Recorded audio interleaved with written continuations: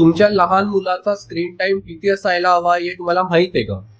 WHO च्या guidelines अनुसार तुमच्या लहान मुलाचा स्क्रीन टाइम किती असायला हवा हे जाणून घ्या.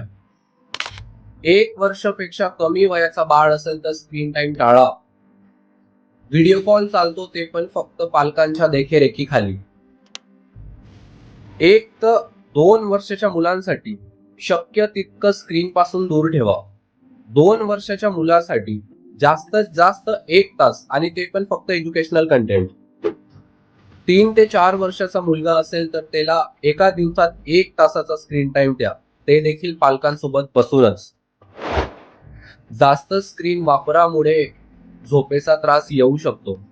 बोलण्यात, वागण्यात आणि शिकण्यात अडथळे येऊ शकतात.